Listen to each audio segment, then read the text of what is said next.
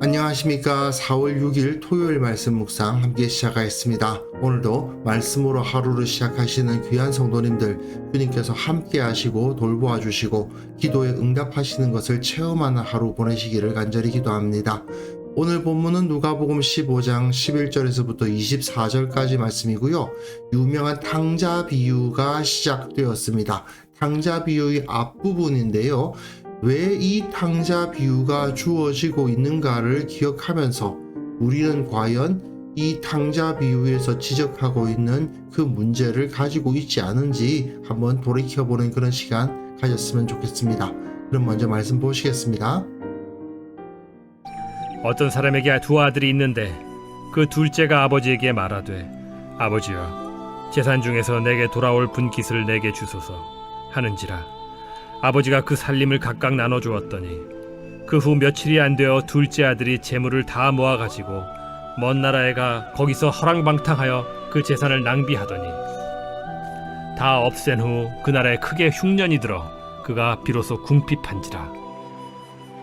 가서 그 나라 백성 중 한 사람에게 붙여 사니 그가 그를 들로 보내어 돼지를 치게 하였는데 그가 돼지 먹는 쥐엄 열매로 배를 채우고자 하되 주는 자가 없는지라. 이에 스스로 돌이켜 이르되 내 아버지에게는 양식이 풍족한 품꾼이 얼마나 많은가. 나는 여기서 줄여 죽는구나.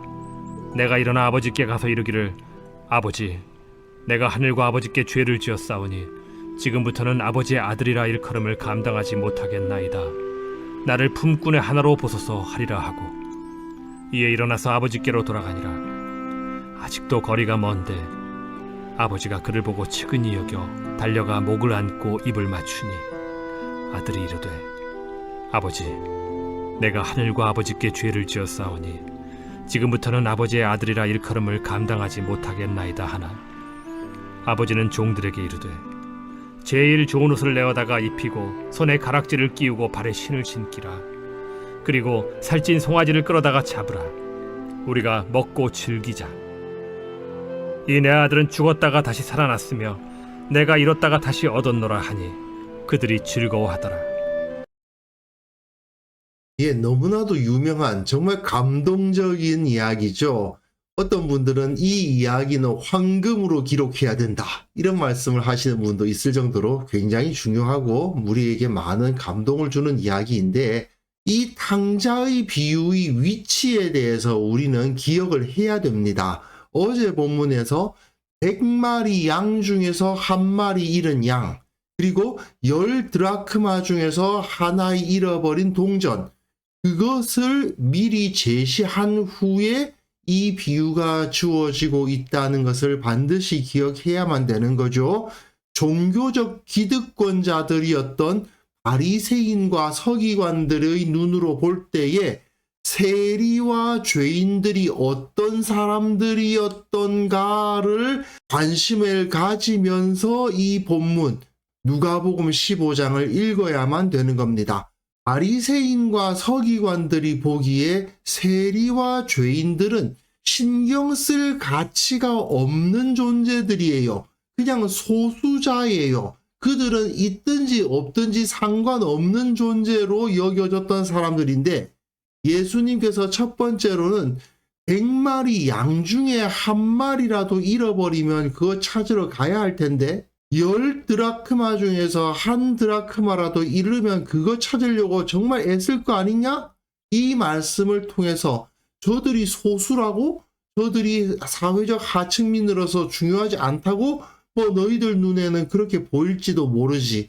그러나 저들이 없어지면, 저들을 잃어버리면 얼마나 큰 피해를 보겠느냐의 문제를 제시하신 후에, 실제로는 하나님께서 보시기에는 저들이 100분의 1이나 10분의 1이 아니라 2분의 1이다. 바리새인과 서기관들이 생각하는 사회적 주류가 있고 그 중에 아주 조금 세리와 죄인들 같은 사람들이 있는 게 아니라 저 세리와 죄인들이 너희 바리새인과 서기관만큼이나 중요한 1대1의 중요성을 가지는 존재다라는 말씀을 하시는 게 바로 이 탕자의 비유인데, 오늘은 탕자의 비유 앞부분만 살피고 있죠. 사실은 월요일에 살필 뒷부분이 진짜 주제입니다. 근데 오늘 본문을 통해서 예수님께서 왜 이런 식으로 이야기를 하고 계신지에 대해서 주목을 해야 돼요.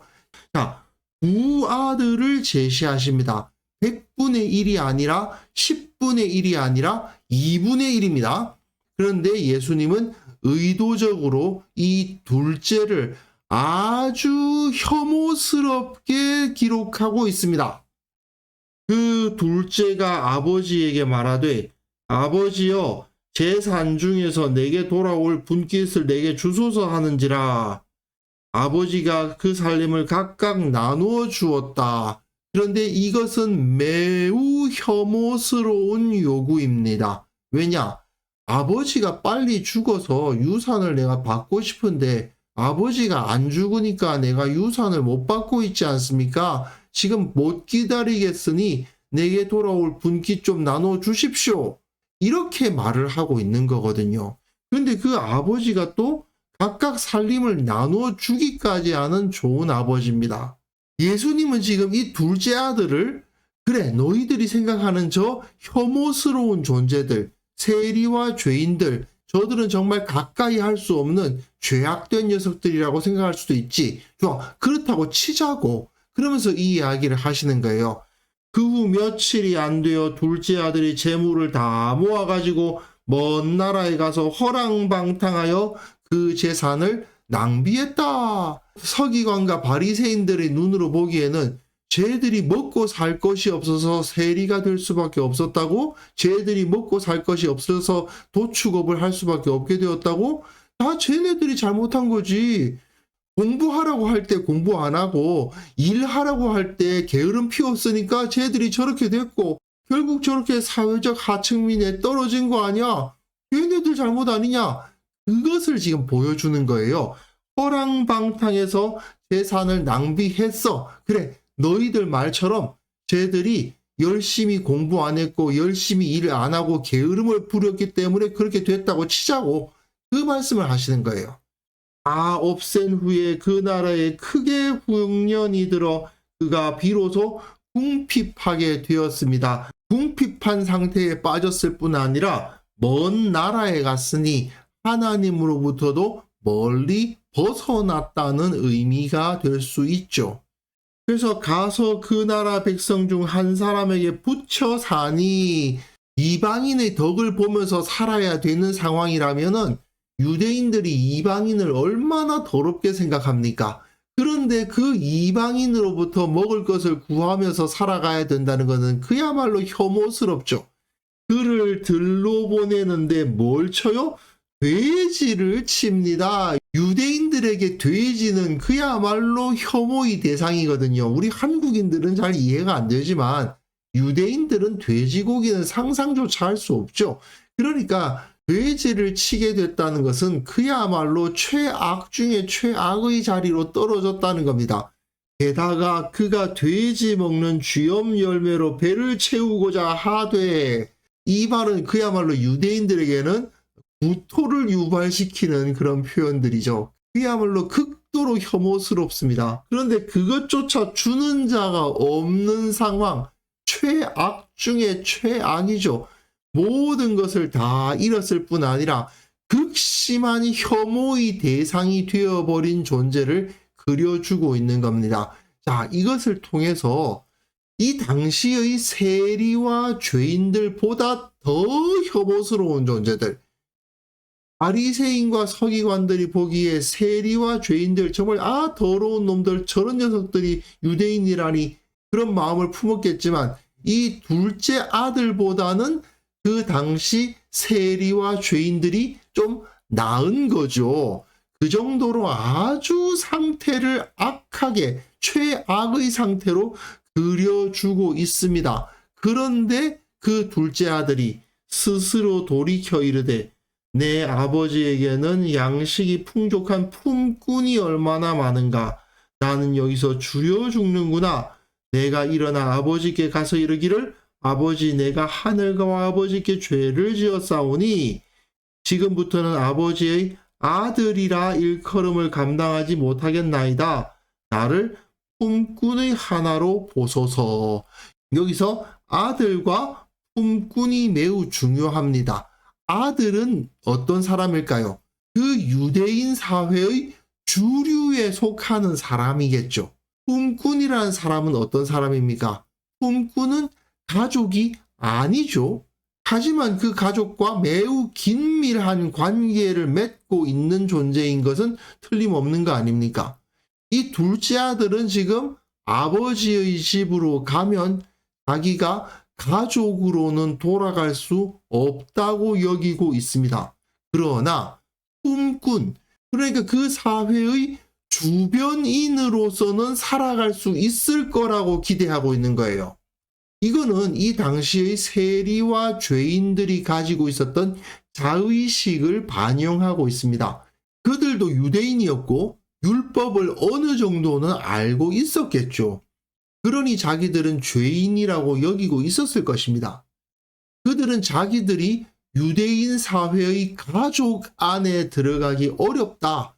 그 주류 사회 안에서 활동할 수 없다는 것을 이미 인정하고 있고 또 그런 취급도 받고 있습니다. 하지만 그 가운데에서 어떻게든 그 품꾼의 위치에라도 머물기를 원하는 사람인 거죠. 나름 자기도 난지 8일 만에 할례를 받은 유대인이면 틀림없죠. 그럼에도 불구하고 나는 지금 세리를 하고 있으니, 지금 나는 소와 양을 죽여서 그 고기를 팔고 있으니 나는 이 사회의 주류가 될 수는 없겠구나 하는 마음을 갖고 있는 겁니다. 하지만 그럼에도 불구하고 그 품꾼의 자리에라도, 그 사회의 주변인의 자리에라도 머물고 싶어 하는 이들의 자의식을 그대로 보여주고 있습니다. 그러니까 예수님께서는 이렇게 말씀하시는 셈이죠. 그래, 너희들이 세리와 죄인들을 볼 때 어떻게 보는지 나도 알아. 열심히 공부 안 하고 열심히 일 안 해가지고 제대로 된 직장 못 가지고 사회의 하층민으로 남아가지고는 거기서 겨우겨우 입에 풀칠이나 하고 있는 더러운 놈들이지. 쟤들이 무슨 이스라엘 백성이며 쟤들이 무슨 우리 동족이냐 싶겠지. 그렇게 멸시당하며 살아야 되는 자들이라고 생각하고 있을 거야.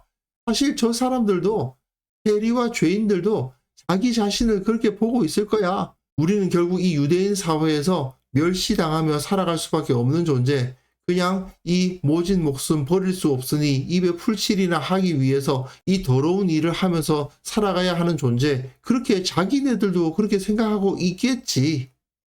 그런데 아버지, 하나님이시죠. 하나님은 문제는 어떻게 그들을 보고 계시느냐 하는 겁니다. 아버지는 둘째를 여전히 아들로 보고 계시는 겁니다. 아직도 거리가 먼데 아버지가 그를 보고 측은히 여겨 달려가 목을 안고 입을 맞춥니다. 이것은 더러운 존재를 대하는 방식이 아니죠. 아들이 이르되 아버지, 내가 하늘과 아버지께 죄를 지었습니다. 죄인입니다. 지금부터는 아버지의 아들이라 일컬음을 감당할 수 없습니다. 그 사회의 주류에는 도무지 들어갈 수가 없습니다. 그렇게 말하고 있는 거 아닙니까? 제가 가족이 될 자격이 없습니다 라고 말하고 있지만 아버지는 종들에게 이르되 제일 좋은 옷을 내어다가 입히고 손에 가락지를 끼우고 발에 신을 신기라. 좋은 옷을 입혀라. 가락지를 끼운다는 것은 그 주인의 권세를 나타내는 거거든요. 발에 신을 신긴다는 것은 이 당시 종들은 신을 제대로 못 신고 다녔는데 어느 정도 지위를 가진 사람들이 신을 신고 다녔단 말입니다. 그러니까 얘는 종이 아니야, 내 아들이야 하고 말하고 있다는 겁니다. 그리고 살찐 송아지를 끌어다가 잡으라. 우리가 먹고 즐기자. 내 아들이 죽었다가 다시 살아났다. 내가 잃었다가 다시 얻었다.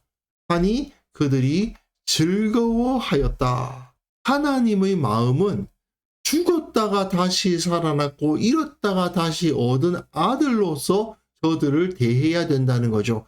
사실 부모의 마음을 조금이라도 이해한다면 죽었다가 다시 살아난 아들, 잃었다가 다시 얻은 아들, 얼마나 귀한지는 금방 이해할 수 있죠. 예수님은 이 표현을 통해서 바리새인과 서기관들에게 세리와 죄인들을 향해서 어떤 눈으로 보아야 될 것인가를 가르치시는 겁니다. 지금 너희들이 보기에는 내가 앞에서 묘사한 것처럼 정말 더러운 녀석, 멸시받아야 마땅한 녀석이라고 저들이 보일지 모르겠으나 하나님 앞에서는 저들은 아들이다. 저들은 분명히 언약의 백성들이 아니었느냐, 그 말씀을 하시는 거죠. 너희가 진정 올바른 사회의 지도자라면 당연히 하나님의 마음을 품고 저들을 바라보아야 되지 않겠느냐라고 말씀하시는 겁니다. 사실 이 비유의 핵심적 메시지는 다음 주 월요일에 큰 형에 대한 아버지의 태도를 통해서 알아볼 수 있죠. 그런데 오늘 본문을 통해서 우리는 우리 그리스도인들이 다른 사람을 바라볼 때 어떤 태도를 가져야 될 것인가 하는 것을 확실하게 배울 수 있지 않겠습니까? 사람들이요, 어떤 사람을 미워하거나 더럽게 생각하거나 가까이 하지 않으려고 하는 태도가 사실은 굉장히 자주 나타납니다. 나와 다르다는 이유로 상대방을 혐오의 눈으로 바라보는 그런 사람들이 없지 않아요. 적어도 그리스도인들에게는 전혀 어울리지 않는 태도입니다. 정치적 입장이 다르다고 해서, 문화적 습관이 다르다고 해서 그것 때문에 상대방을 혐오한다? 그런 일은 있을 수가 없는 겁니다. 그들 역시 하나님의 형상으로서 지음받은 자들임을 우리는 기억해야만 됩니다. 한 교회에 속한 성도들 사이에서 서로 혐오하는 것이 없어야 된다. 이건 너무 당연한 얘기고요. 교회가 아니라 사회적으로라도, 전 세계적으로라도 다른 사람을 싫어하고 혐오하는 일은 있어서는 안 됩니다. 그런데 현실적으로 그리스도인들 사이에선 그런 일이 정말 없어야 되겠지만, 예를 들어서 다문화 가정 같은 경우에 그 사회 내에 잘 들어오지 못하고 사회의 주변인으로 떠도는 경우가 있죠. 우리와 똑같은 사람으로 바라보지 못하고 멀리 하려는 태도를 갖는 경우가 있지 않습니까? 하지만 그리스도인들은 절대로 그래서는 안 되는 겁니다. 하나님께서는 모든 사람을 자기 형상으로 여기시고 그들을 사랑하시고 그들을 돌보시기를 원하십니다. 그렇기 때문에 그리스도인들은 모든 사람들을 사랑하고 배려하고 용납할 줄 알아야 되겠죠. 그것을 통해서 우리는 이 세상을 치유할 수 있는 것입니다. 하나님 아버지의 마음을 품는다면 우리는 마땅히 모든 사람들에게 마음을 열 수 있어야 될 것입니다. 그래서 이 시간 함께 기도하실 때에는요, 하나님의 마음과 시각으로 모든 사람들을 포용하고 이해할 줄 알게 하옵소서. 교회의 구성원들이 서로 다름을 보는 것이 아니라 주 안에서 하나임을 기억하게 하시고, 이 땅에서 혐오하고 저주하고 패거리를 짓는 그러한 문화들을 그리스도인들이 없애갈 수 있도록 은혜를 주옵소서. 함께 기도하는 시간 가졌으면 합니다.